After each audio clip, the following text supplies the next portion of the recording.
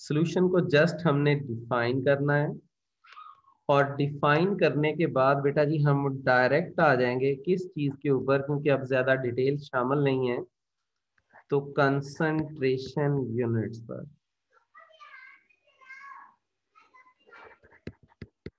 Sir concentration, आपने collide की spelling टकराने वाली लिखी हुई है। ओहो, ई एक्स्ट्रा लिख दिया है। नहीं नहीं सर, COLLOIDES। ले मेरा पुत्र, तू क्या याद करेगा, जो तू यस सर। कहता है वही लिखेंगे, लिखवाओ। COLLOIDS। हम्म, OIDS।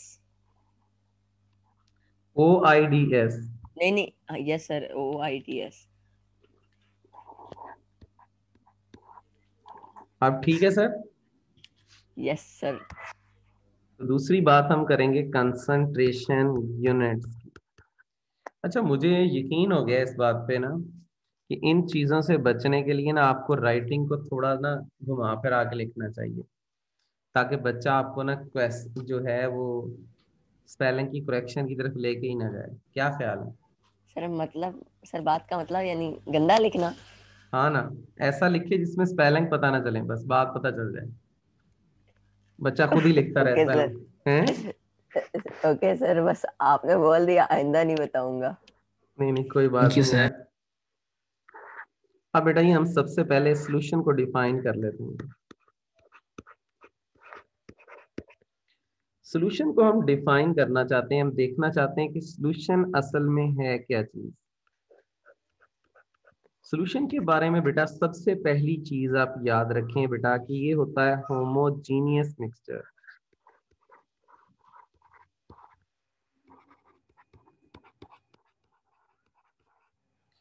होमोजीनियस मिक्सचर है किस चीज का? Of two or more substances, of two or more substances, कि ये होमोजीनियस मिक्सचर है टू आर मोर सब्सटेंसेस का, हैविंग वन फाइनल फेज,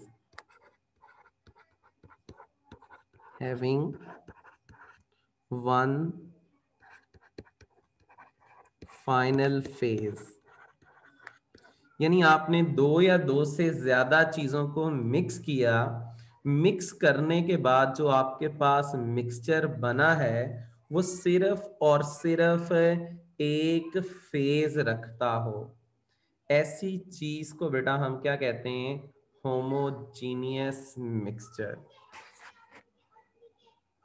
इसमें जो पार्टिकल्स होते हैं वो इवनली डिस्ट्रीब्यूटेड होते हैं through out the mixture. Particles of solution are evenly distributed,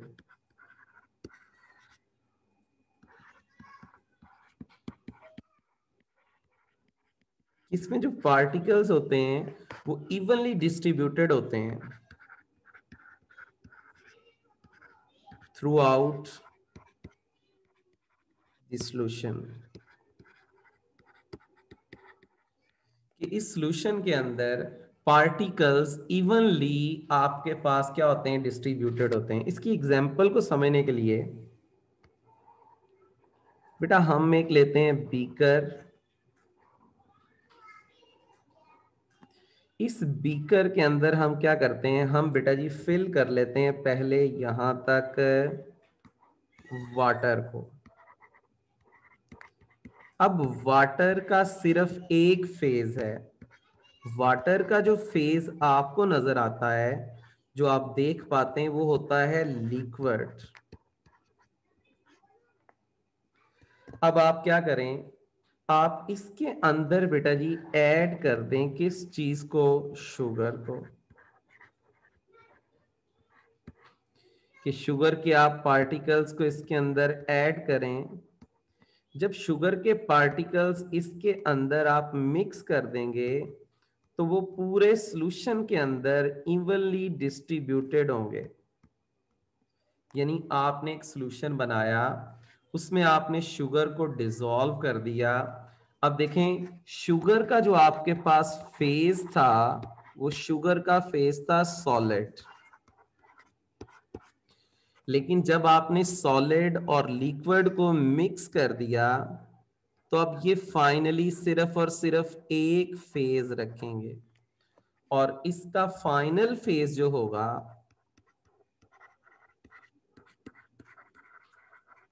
वो आपके पास फाइनल फेज इसका होगा लिक्विड, कि ये आपको लिक्विड नजर आएगा।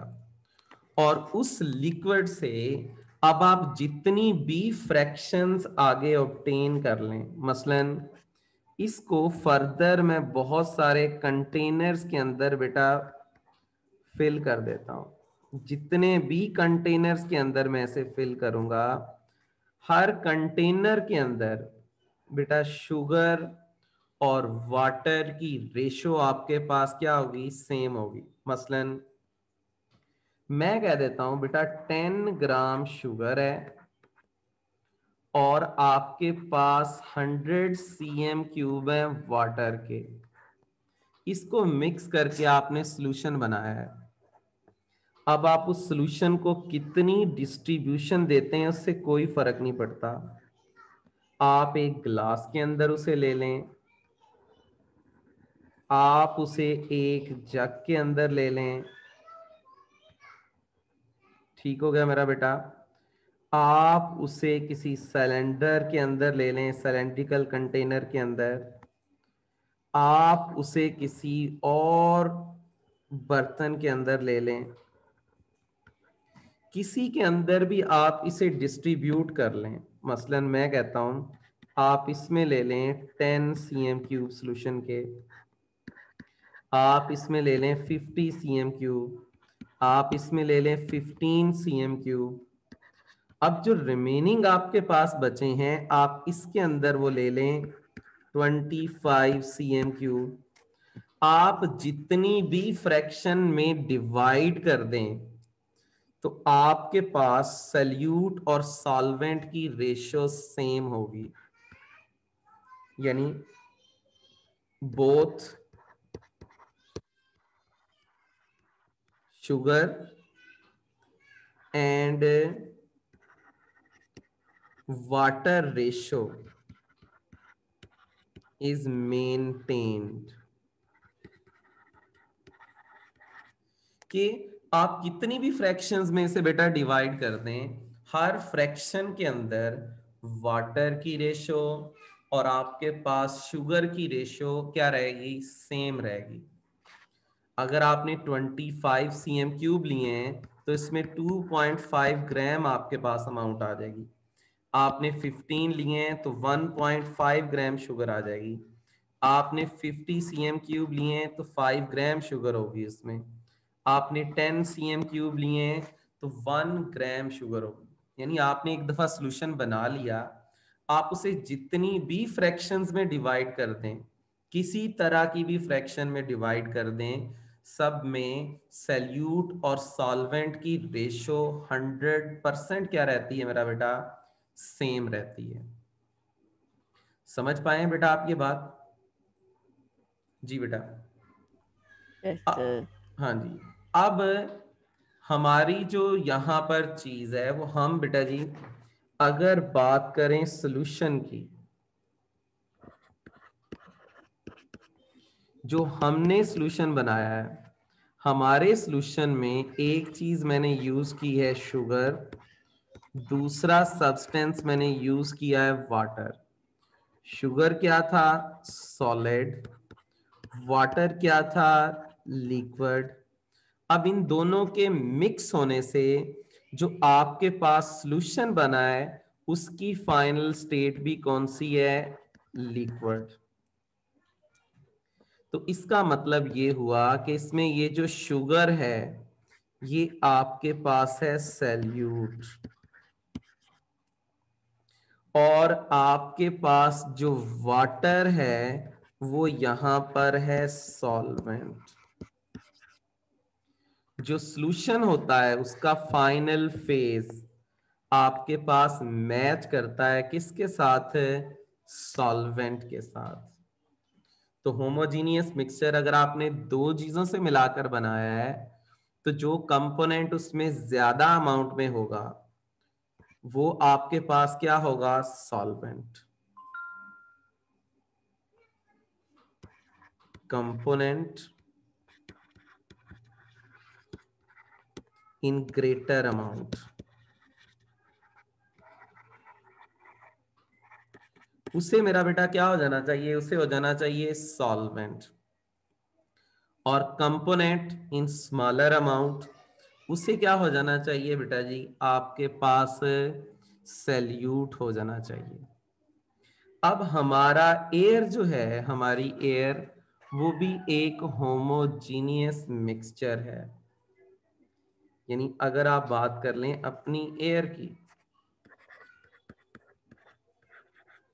तो एयर हमारी क्या है बेटा जी, ये एक होमोजीनियस मिक्सचर है।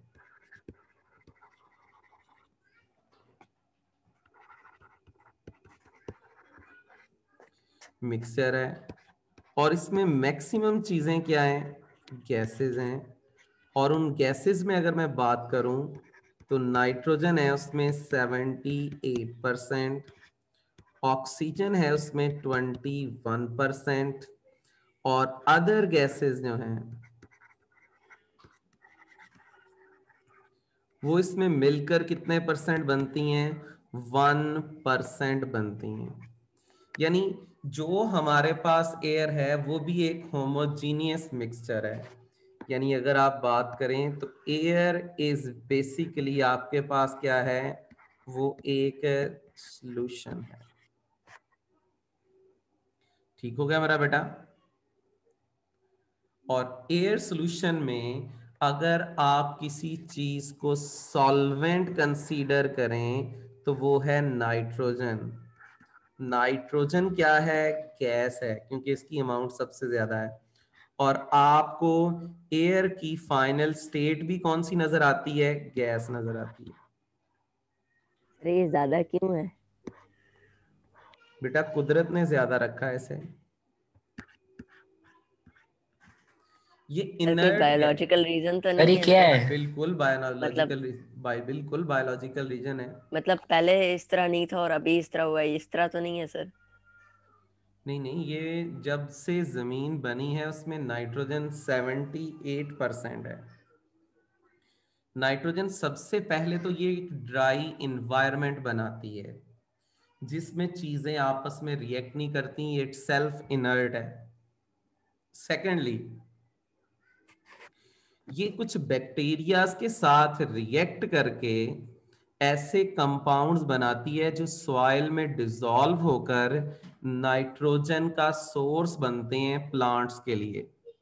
क्योंकि जितने भी प्लांट्स हैं उन्हें अपनी अर्ली ग्रोथ के लिए नाइट्रोजन की जरूरत पड़ती है, जिसमें आप लीफ डेवलपमेंट की बात कर सकते हैं, स्टेम डेवलपमेंट की बात कर सकते हैं वहां पर।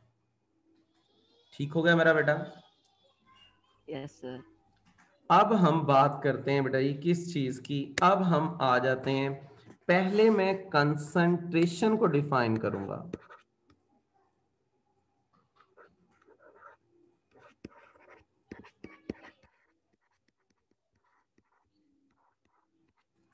आप में से कोई बच्चा जो डिफाइन करना चाहे कि कंसंट्रेशन क्या चीज है, शाबाश। अदरवाइज फिर मैं इसे एक्सप्लेन कर दूंगा। सर आप कर दें। हाँ मैं तो बेटा कर ही दूंगा। आपसे में से कोई ट्राई लेना चाहता था तो बिल्कुल आप वेलकम थे। देखें इसमें क्या है, इसमें हम कहते हैं amount of solute in given amount of solvent or solution, कि आपके पास है कितने सॉल्वेंट में कितना सल्यूट प्रेजेंट है या कितने सॉल्यूशन में कितना सल्यूट प्रेजेंट है, इस चीज को हम कहते हैं कंसंट्रेशन। कुछ लोग होते हैं एजुकेटेड, वो जब उनके घर मेहमान आते हैं ना तो वो उनको टी सर्व करते हैं। जब टी दी जाती है तो वो क्या करते हैं, उन्हें एम्प्टी जो आप कह लें कि कप दे देते हैं, ठीक है, या उनके अंदर टी को डाल दिया जाता है कि इनके अंदर टी प्रेजेंट है, और साथ दे दी जाती है शुगर। कभी कभी जो होते हैं, जो हमारे मेहमान आते हैं वो अपने रेफरेंस से शुगर ऐड करते हैं, और कभी कभी हम उन्हें खुद सर्व कर रहे होते हैं और हम पूछ रहे होते हैं कि आप 1 कप चाय जो है उसमें कितने टीस्पून शुगर लेंगे। और कुछ लोग होते हैं जो जरा थोड़े साइंटिफिक होते हैं, वो क्वेश्चन पता क्या करते हैं, वो कहते हैं हाउ मच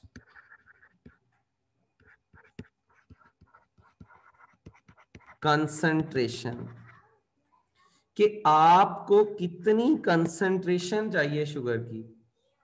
तो आगे जो आप कह लें एजुकेटेड होते हैं, चीजों को समझने वाले, वो कहते हैं जी 1 टीस्पून शुगर आप ऐड कर दें।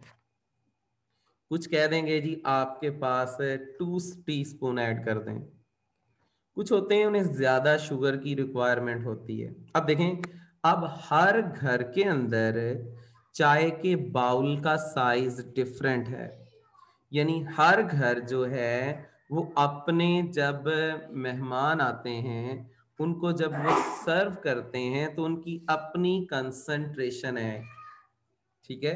ये उन्होंने सॉल्वेंट को अपने रेफरेंस में फिक्स किया हुआ है, ठीक है। यही लोग जब खुद घर में खाना खाते हैं, सुबह मॉर्निंग के अंदर जब टी वगैरह इस्तेमाल करते हैं, तो वो उन्होंने इस तरह के बड़े बड़े मग्गे रखे होते हैं। ऐसे बड़े मग होते हैं, इन बड़े मग्स के अंदर वो खुद टी पी रहे होते हैं। लेकिन जब मेहमान आते हैं हम कभी उन्हें मग में पेश नहीं करते। ऐसा ही है ना? चीनी ज्यादा लगती है हाँ, यस सर, बुरा लगता है ना। हमें अपने सर, रेफरेंस के बियर लिए, मग में पीते। हाँ जी, हमें अपने रेफरेंस के लिए कंसंट्रेशन कुछ और चाहिए और दूसरों के लिए कंसंट्रेशन कुछ और चाहिए। अच्छा जी, अब यहां से फिर डेफिनेशन की जाती है कंसंट्रेशन यूनिट की, कि कंसंट्रेशन यूनिट्स क्या हैं। सर पानी भी पी सकते हैं इसमें? बिल्कुल पी सकते हैं। अब कंसंट्रेशन यूनिट्स को हम डिफाइन करना चाहते हैं कि ये कंसंट्रेशन यूनिट बेसिकली हमारे पास क्या चीज है। तो बेटा ये इसमें होता है, इसको अगर आप डिफाइन करें तो ये है amount of solute in unit amount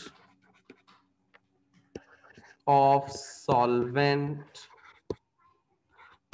are solution. यानी अगर आपने अपना सॉल्वेंट या सॉल्यूशन उसकी अमाउंट फिक्स कर दी है, यानी यूनिट अमाउंट ऑफ सॉल्वेंट, अब ये यूनिट अमाउंट आपके पास क्या हो सकती है, वो 100 cm³ हो सकती है, वो आपके पास 100 ml हो सकती है, वो आपके पास 1000 ml हो सकती है, वो आपके पास आप फिक्स कर सकते हैं 250 ml फिक्स कर सकते हैं, वो मेरा बेटा आप 1 kg सॉल्वेंट फिक्स कर सकते हैं, ठीक है। यानी आप अपने लिहाज से अपना रेफरेंस फिक्स कर सकते हैं, ठीक है। यानी जब आपने सॉल्वेंट को या सॉल्यूशन की अमाउंट को फिक्स कर दिया है, तो तब आप किसी पर्टिकुलर कंसंट्रेशन यूनिट की बात कर रहे हैं। सही हो गया मेरा बेटा? अभी इसी सॉल्वेंट या सॉल्यूशन के डिसीजन की बेस पर 1 मिनट देंगे मुझे बेटा, मैं जरा एक ना कॉल अटेंड कर लूं। कॉल तो इधर आई है सर, आप कौन से अटेंड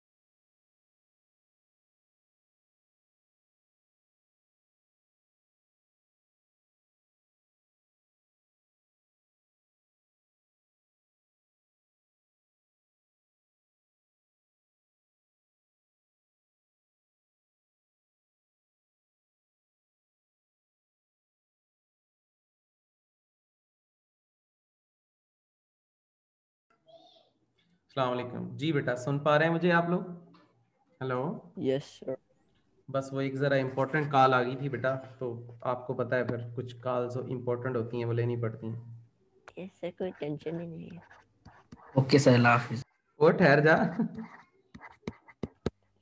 कंसंट्रेशन यूनिट्स। उमर, बड़ा तेज हो गया तू। अब कंसंट्रेशन यूनिट्स जो हमने पढ़ने हैं, सबसे पहला बेटा ये हमने पढ़ना है परसेंटेज।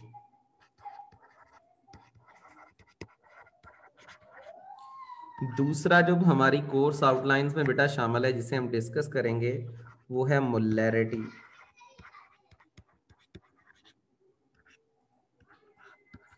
तीसरा हमारे पास है मोलैलिटी। सर ये असल में कोई चीज है, मुझे लगा आप मजाक कर रहे हैं सर। क्या? सर ये मोलैलिटी। बिल्कुल मोलैलिटी बेटा है, मोलैरिटी भी होती है, मोलैलिटी भी होती है। ये कजन सिस्टर्स हैं दोनों। और फिर है ओके सर। पीपीएम जिसे कहते हैं पार्ट्स पर मिलियन। फिर कहते हैं पीबीएम पार्ट्स पर बिलियन। पीपीबी, जरा थोड़े से जज्बाती हो जाता हूं मैं। तो अब हमारी कोर्स आउटलाइंस में इन कंसंट्रेशन यूनिट्स को हमने डिस्कस करना है, जिसकी डिस्कशन इंशाल्लाह जो है वो हम कल स्टार्ट करेंगे। ठीक है बेटा, तो आज फिर बात को मैं यहाँ तक ख़त्म करता हूँ। ओके बेटा, सर अल्लाह हाफिज सर। अल्लाह हाफिज। अल्लाह हाफिज। अल्लाह हाफिज।